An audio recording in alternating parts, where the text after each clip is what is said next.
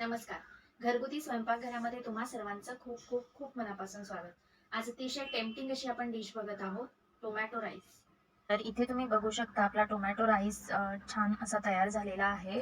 दिसायला खूप सुरेख दिसतोय, चवीलाही अतिशय उत्कृष्ट लागतो आणि सध्या थंडीचे दिवस असल्याने छान रसरशीत लाल असे टोमॅटो बाजारात उपलब्ध आहेत. सो त्याचा वापर तुम्ही करू शकता आणि अगदी कमी भांड्यामध्ये आणि कमी साहित्यामध्ये झटपट अशी रेसिपी तयार होते. तर आता आपण याची पुढची रेसिपी बघूयात.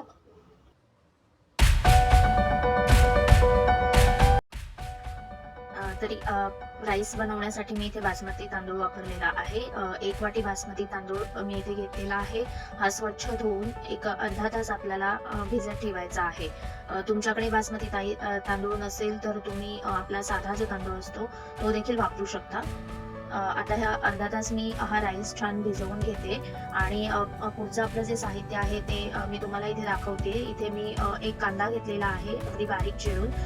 2 मोठे टोमॅटो छान पिकलेले टोमॅटो मी इथे घेतलेले आहेत, ते देखील बारीक चिरून घेतलेले आहेत. इथे मी एक अर्धी वाटी मटार घेतलेले आहेत. आता पहिल्यांदा मी इथे काजूचे तुकडे तेलामध्ये छान फ्राय करून घेणार आहे. हे तुकडे आपल्याला सर्विंगसाठी वापरायचे आहेत. वरून खूप छान असे हे काजूचे तुकडे भातावर दिसतात. सो मी तेलामध्ये हे फ्राय करून घेते. त्याच्यानंतर मी त्याच तेलामध्ये 1 चमचा जिरं टाकलेला आहे.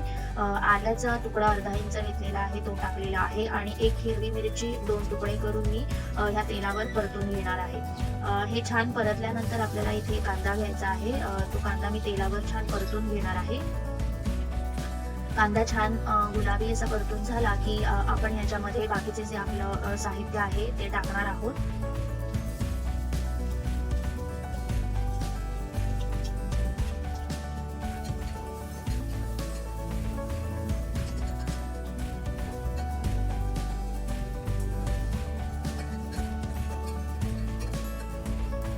तुम्ही इथे बघू शकता आपला जो कांदा आहे तो छान सोनेरी झालेला आहे.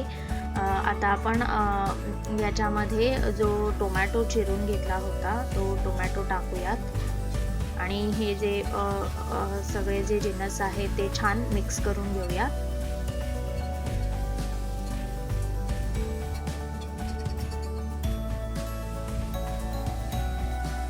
याच्यामध्ये मी माझे जे मटार आहेत ते टाकणार आहे आणि पुन्हा एकदा हे छान सगळं मिक्स करून घेणार आहे.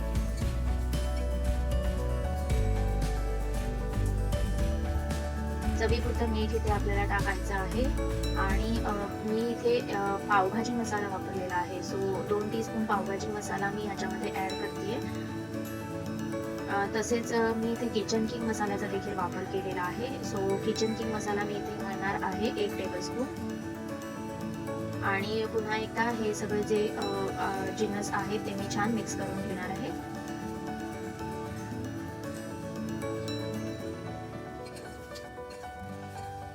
आता आपल्याला याच्यामध्ये एक वाफ काढून घ्यायची आहे. झाकण ठेवून 1 2 ते 3 मिनिटं मी वाफ काढून घेतलेली आहे आणि हे सगळं छान परतून घेणार आहे.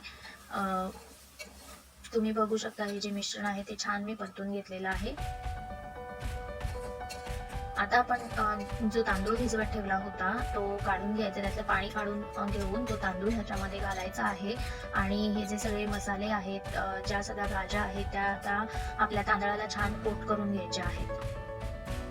सो मंडळी, तुमच्याकडे अशा काही छान छान रेसिपी असतील तर त्या माझ्यासोबत तुम्ही शेअर करा, इतरांसोबत शेअर करा आणि माझ्याकडून तुम्हाला काही नवीन रेसिपी हव्या असतील किंवा काही नवीन पदार्थ जाणून घ्यायचे असतील तर मला कमेंटमध्ये नक्की टाका. सो ते घरी बनवून मी तुमच्यापर्यंत नक्की पोहोचवेन. आता मी ह्याच्यामध्ये एक अर्धा चमचा हळद आणि अर्धा चमचा लाल तिखट ॲड केलेला आहे आणि पुन्हा एकदा आपण हे मिक्स करून 1-2 मिनिटं याची वाफ काढून घेणार आहोत.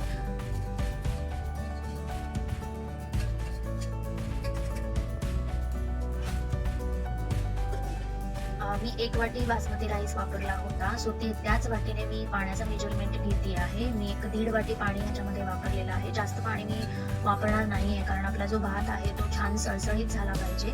पण जर जास्त पाणी वापरलं तर थोडा चिपचिपीत होण्याची शक्यता आहे. सो 1 वाटी तांदूळ असेल तर आपण 1.5 वाटी पाणी ह्याच्यामध्ये घ्यायचं आहे. आणि आता जे काजूचे तुकडे मी फ्राय करून घेतलेले आहेत ते मी वरून टाकते आणि 2 चमचे तूप ह्याच्यावर वरून टाकायचं आहे. तुपाने छान वास या भाताला येईल. सो मी हे सगळं मिक्स करून झाकण लावून घेते आणि आता आपल्याला 2 शिट्ट्या काढून घ्यायच्या आहेत.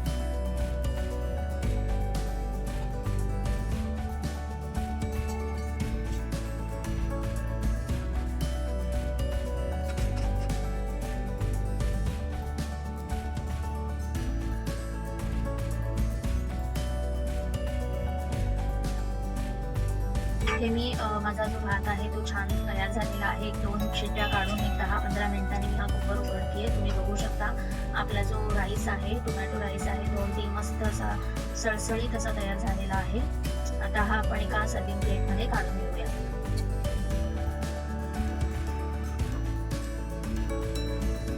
तर अशा छान छान आणि चविष्ट रेसिपींसाठी माझ्या यूट्यूब चॅनलला लाईक, शेअर, सबस्क्राईब करायला विसरू नका.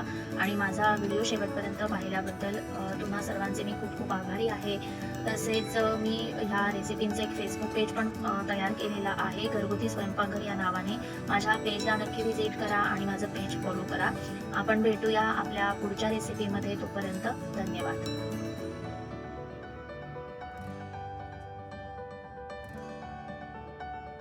Thank